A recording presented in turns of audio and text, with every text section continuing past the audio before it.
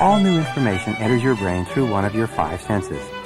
You either see it, hear it, touch it, smell it, or taste it. There's simply no other way for information to get into your mind. In practice, you don't really use your sense of taste or smell very much in life unless you are a cook, a chemist, or a perfume salesperson. So to understand the process of learning, we'll be safe in saying that we have three main ways to take in information. You see it, you hear it, and/or you physically experience it. The new information comes through your eyes, through your ears, or through your sense of touch or feeling. The very best, of course, is for you to take in new ideas using all three sensory modalities, and we'll talk about that a little later. The most significant point here is that each person differs greatly in how they best take in new information. Surveys indicate that 35% of the population are mainly visual learners. They are most stimulated to learn by pictures and written words. 25% of people are mainly auditory learners. They prefer to take in new information by conversation and lectures. The other 40% of people are mainly physical learners. They prefer some kind of hands-on experience or active physical involvement in the learning process in order to take in the information. Of course, no one is only one of the three, visual, auditory, or physical. Each person has a unique combination that they like to use in any learning experience. And you benefit most from learning experiences where all your senses are involved. The unfortunate thing that has happened to us in growing up is that teachers naturally have an unconscious tendency to teach us in the way they prefer to learn themselves. But all too often, the way teachers instinctively teach is not the way that the majority of their pupils like to learn. A teacher whose style was to have the class sit still, face the front, and listen to him or her while he or she talked would appeal only to the auditory type of learner. This type of learner prefers to take in information by listening. But the same teacher would have missed the other 75% of the population who are more physical or visual learners.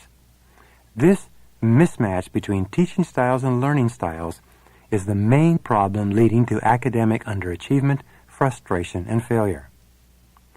If the way you are taught does not match the way you like to learn, you'll soon lose confidence in the educational process. You'll begin to doubt your intelligence and ability. You'll become discouraged. This is now happening to the majority of students in our schools. When pupils begin to conclude that they are poor learners, they lose confidence, and then their emotional brains start to feel stress. That stress further reduces the information reaching their thinking brains, and the vicious circle has started. This is not just a theory, by the way. Statistics show that 4 out of 5 children at age 6 are confident in their ability to learn. As young children, they've been exploring the world with all their senses, usually in a very trusting and supportive environment. Then they went to school and the rules of learning changed. They were asked to sit still. They were discouraged from exploring and were lectured to more often. Fewer of their senses were involved in the learning processes, and fewer of their multiple intelligences were engaged. The learning experience became less fun, and there was less of a personal relationship with the teacher. By the age of 16, only one teenager in 5 is still confident of their ability to learn. Most of the others have tuned out and turned off.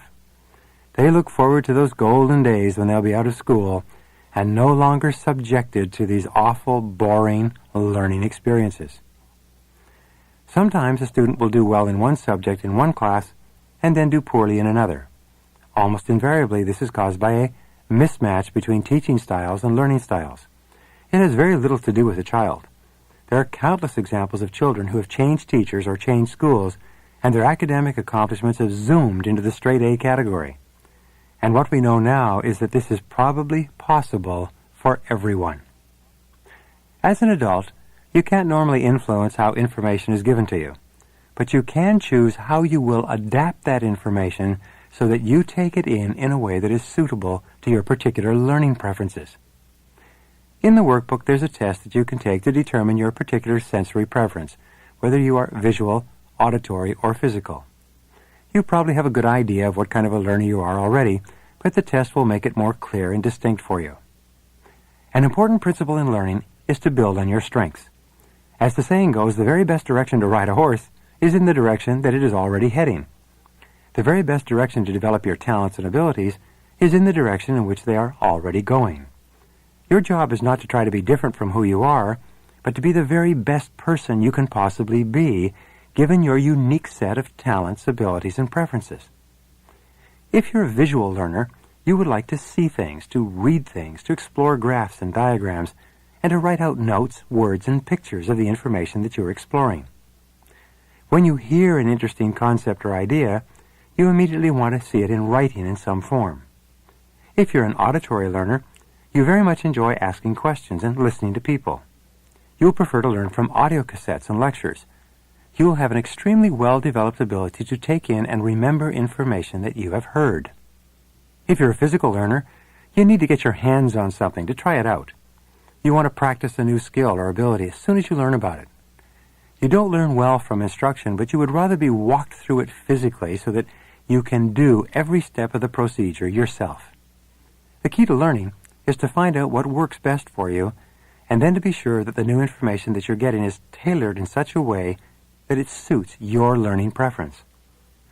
However, the chief goal of this session, and one of the main goals of this entire program, is for you to become a multi-sensory learner. It is for you to bombard your mind from all directions with the same information presented in a variety of ways so that you absorb it faster and apply it sooner than you would if you were restricted to learning through only one of the visual, auditory, or physical modalities. In multisensory learning, if you read and then visualize the material, you have seen it. If you make up questions and answer them aloud, you have heard it.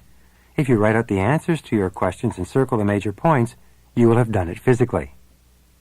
Your job is to take a book, a lecture, or a training demonstration of any kind and do something extra that helps you to learn it in the way that suits you best. Multisensory learners deliberately engage all their senses as they learn. And here's an interesting point. You have a separate memory for what you see, what you hear, and what you do. If you activate all three memories simultaneously with a new piece of information, your likelihood of remembering and applying that information goes up by several hundred percentage points.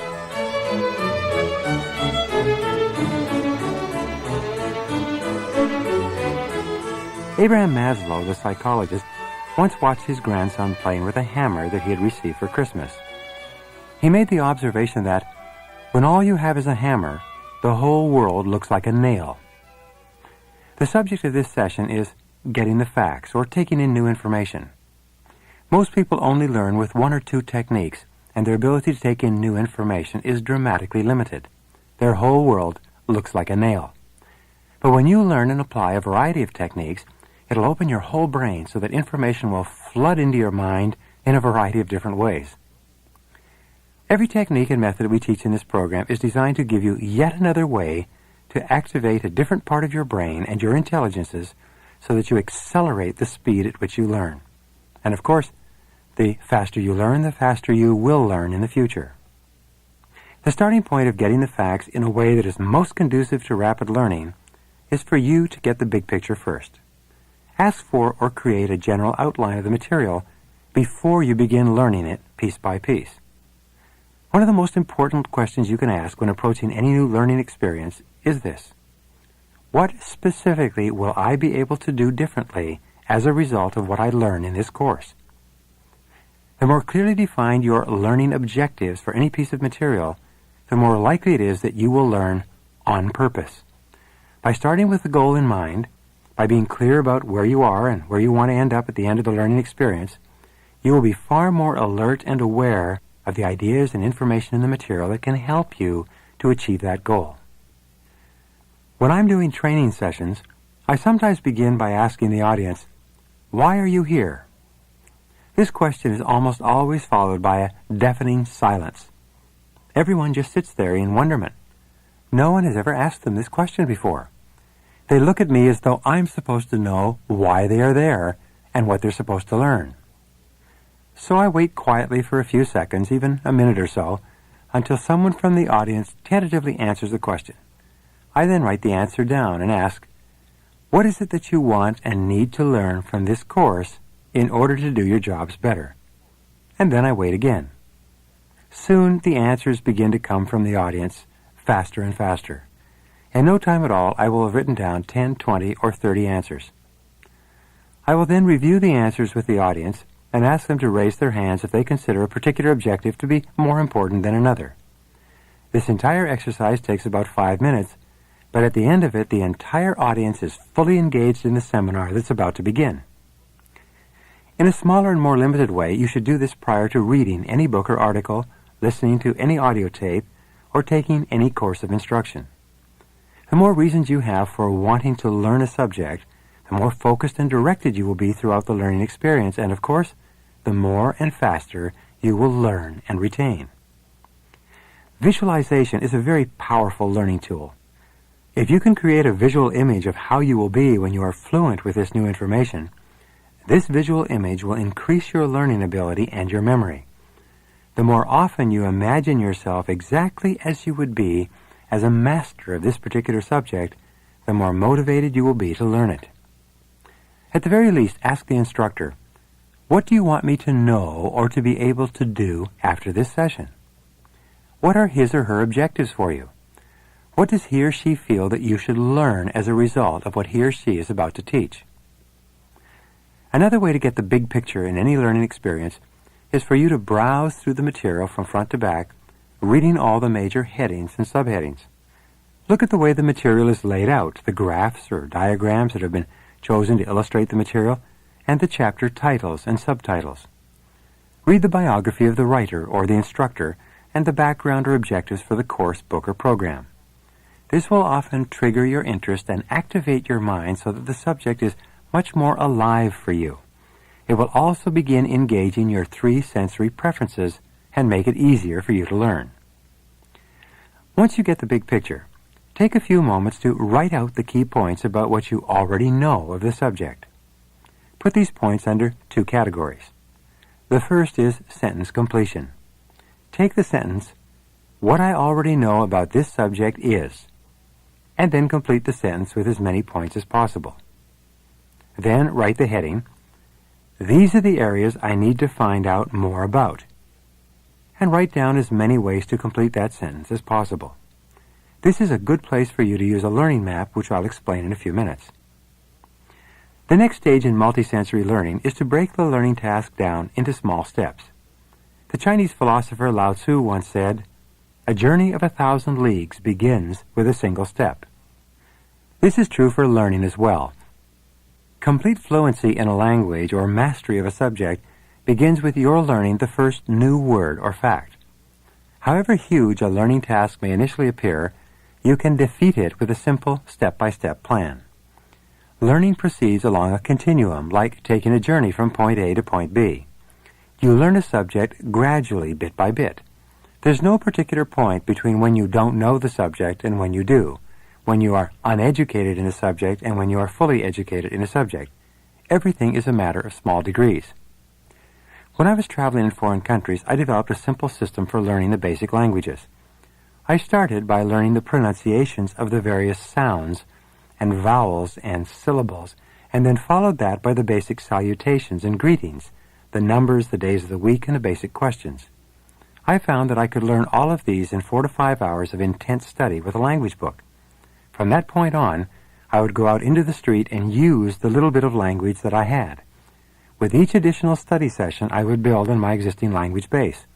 In no time at all, I was getting along fairly well and in various languages.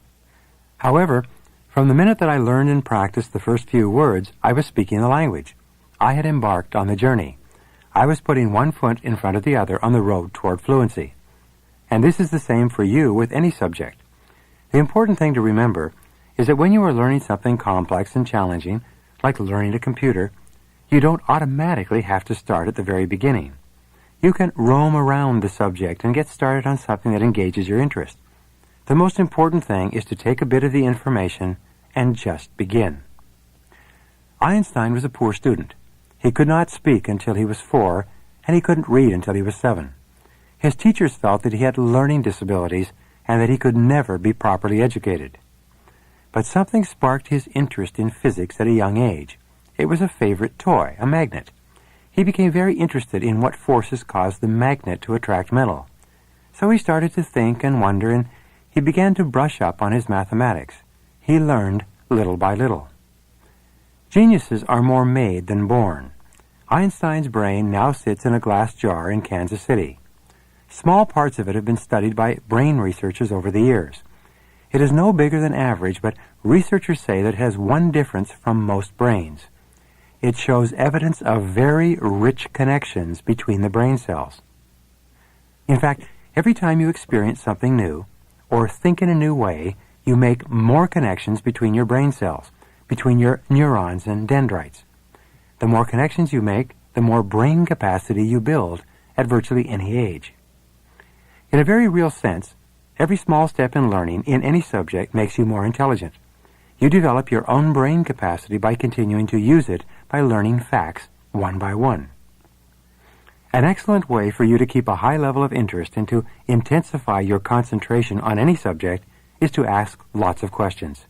Remember, all knowledge is merely answers to questions. The more questions you have, the more curious you become, the more intelligent you are. In fact, one of the hallmarks of the intelligent person is that they are continually asking all kinds of questions about particular subjects. I worked with a very wealthy man some years ago who built a great fortune in a variety of businesses and industries. I spent many hours watching his interactions with his various business associates. He was low-keyed, but he had an insatiable curiosity. He never stopped asking questions about a particular business or venture. By the time he actually made a commitment to going ahead with a business idea, he was more thoroughly knowledgeable about that business than almost anyone else in the industry. So write down as many questions as you can think about a subject on a separate piece of paper. As you read the material or listen to the instructor, jot down additional questions. The more questions you have, the more alert and aware you will be, and the more of your brain will be activated in the learning process. Learning new material while you are looking for the answers to questions keeps you learning on purpose and accelerates your learning speed. It helps you to concentrate and focus better on new information.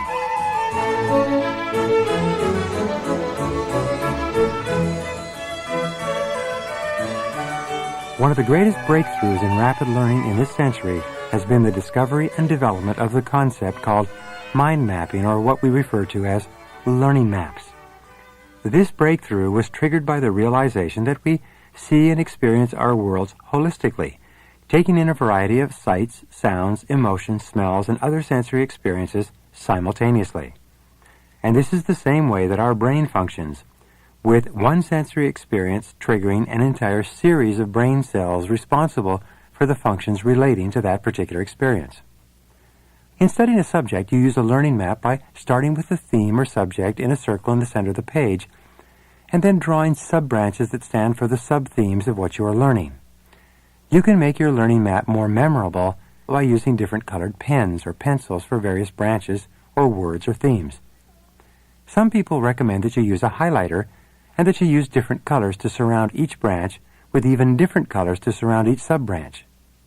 The use of pictures and symbols like stick figures, question marks, stars, little houses, cars, and so on are also useful for making your learning map more vivid and memorable and activating more centers of your brain. With a little practice, you can first of all summarize each chapter of a book in a learning map. Later, you'll be able to summarize an entire book in a learning map. Learning maps have many advantages. Because they are laid out on a single page of paper, with branches flowing out in all directions from the central theme, they present ideas in a visual form. The information is presented clearly and concisely, like a snapshot, and only the core ideas or key words are used on the various branches. Because a learning map is visual, it's easier to picture later in your mind, and it therefore helps to make learning more memorable and easier. Many learners find that they can take in information all at once when it's presented in a learning map. Learning maps are fast to produce, easy to read, and easy to remember. The essential rule when making a learning map is to only use keywords whenever possible. Keywords are the essential words that when you read them remind you of the whole idea. These are the words that get to the heart of the meaning. The keywords that you use on a learning map are usually nouns, because since nouns are names of things, they're easy to remember. There are examples of learning maps in your workbook that you should review and work with. It's a new technique for you to learn, and it requires some practice. But once you get the hang of it, you'll be astonished at how much it helps you to learn more effectively. You can use learning maps for a variety of different mental representation activities. One exercise I use in my classes is to have people do a learning map for their lives. They draw a circle in the middle of the paper and write in their names. Then they make a series of branches that represent the major parts of their lives, their families, their work, their finances, their business activities, their community activities, their sports, their education, and so on. Off of each of these main lines, they create smaller branches that represent sub-themes. For example, on the family branch, there would be smaller branches for each member of the family, plus the home, car, vacations, problems, time spent, plans for the future, financial situation, and so on. Each member of the family as a sub-branch could have sub-branches as well. You can actually create a one-page visual description of your entire life and get a much better idea of how the various parts of your life relate to each other by putting them onto a learning map. You can use a learning map to sketch out a personal development plan, a personal financial plan, a sales strategy plan, a business organization plan, an itinerary for a trip or vacation, and even a plan for your life as you would like to create it some years from now. The entire process of creating and adding to learning maps is both exciting and enjoyable, and it dramatically increases the effective function of your brain and your intelligences.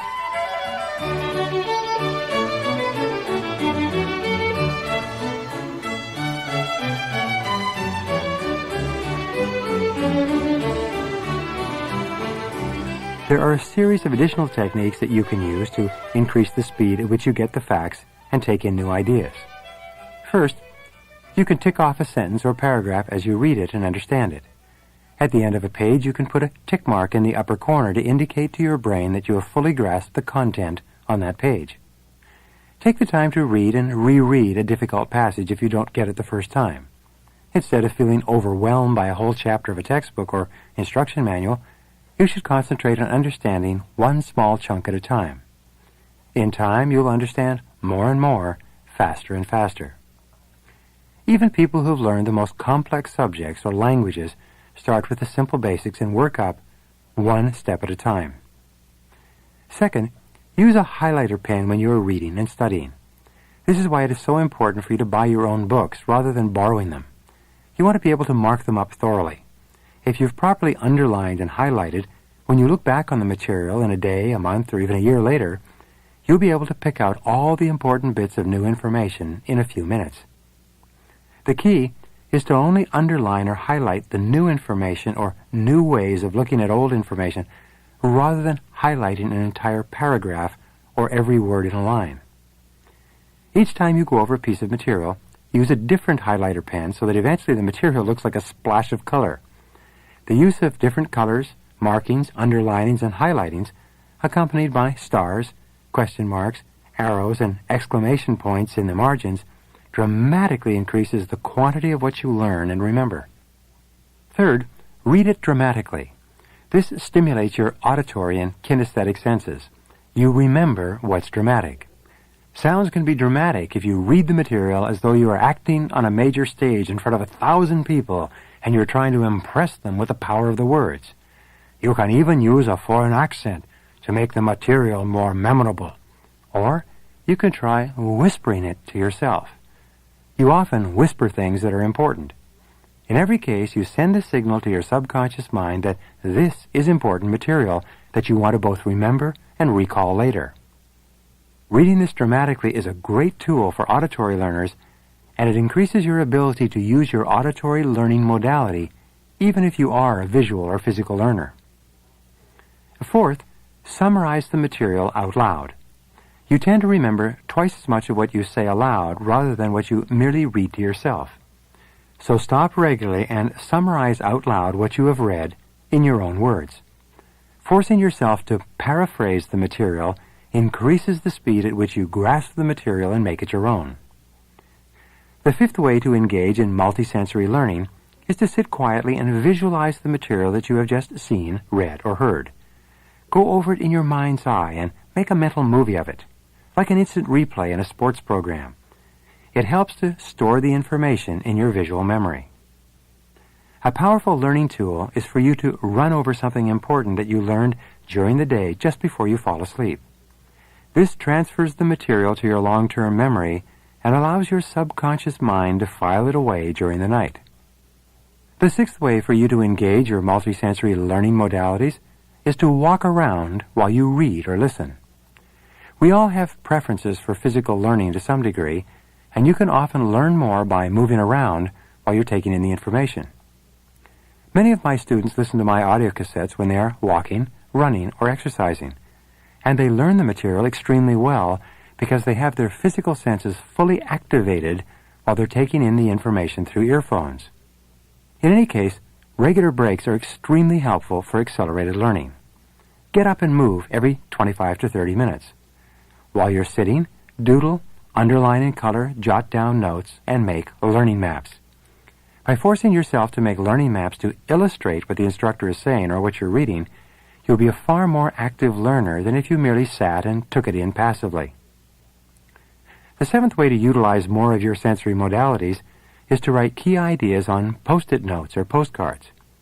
These Post-it notes come in various sizes, and you can write out the key ideas and then lay them out on a larger piece of paper or card in front of you. You can then move the various notes around so that they take different positions in relation to each other.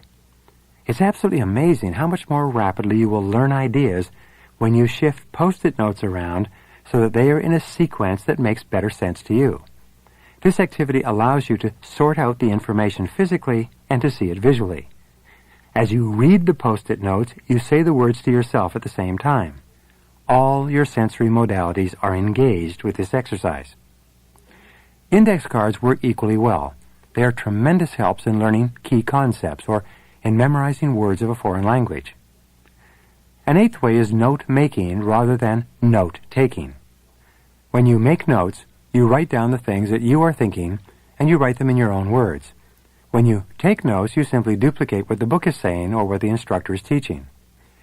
The more you think in terms of paraphrasing what you are learning in your own words, the more concentration is required of you.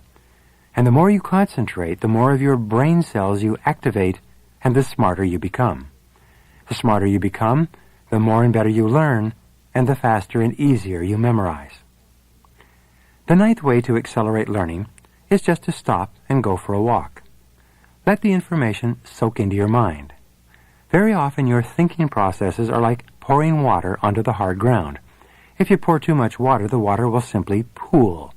But if you wait for a little while, the water will soak in, and you can pour more water on it.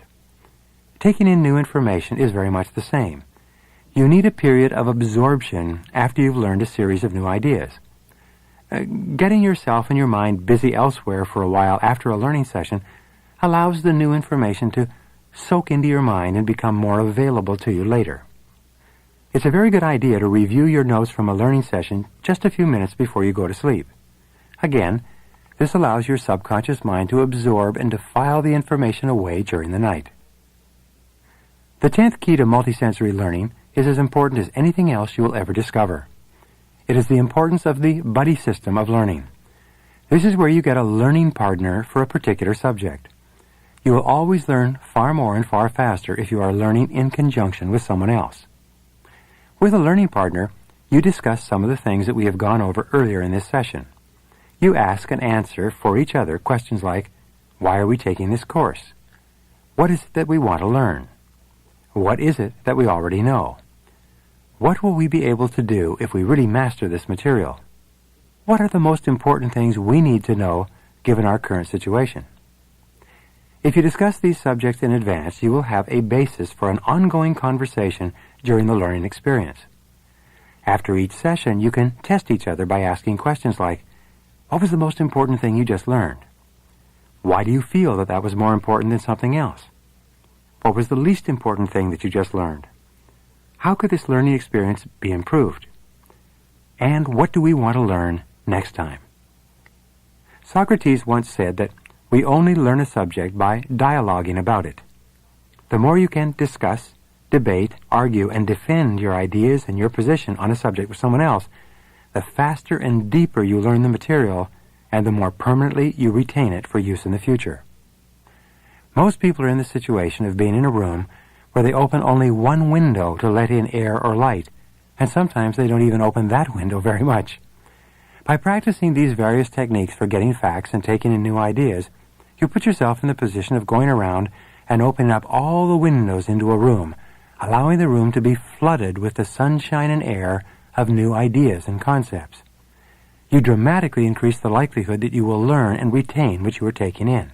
You double and triple your learning speed by deliberately choosing to structure your learning experience in such a way that you get the very most out of it. You are already beginning to realize that you are far smarter than perhaps you ever appreciated before. In fact, you are a potential genius.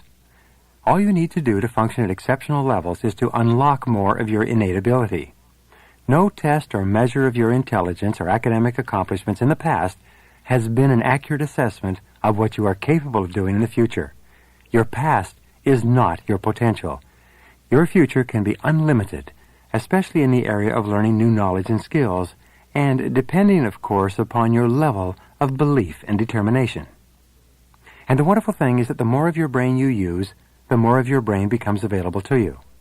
As you become smarter in any one subject, you become smarter in other subjects as well. When you learn one language, you'll find it even easier to learn a second and a third language. As you develop a skill in any area, you will find it easier and easier to develop ever more complex details and skills in that particular area. As you stimulate and activate more of your mental neurons and dendrites, you develop a richer and more complex brain, and you become more and more intelligent as time passes. And the more you use these techniques, especially the exciting technique of learning maps, the more, faster, and better you will learn and advance in everything you do.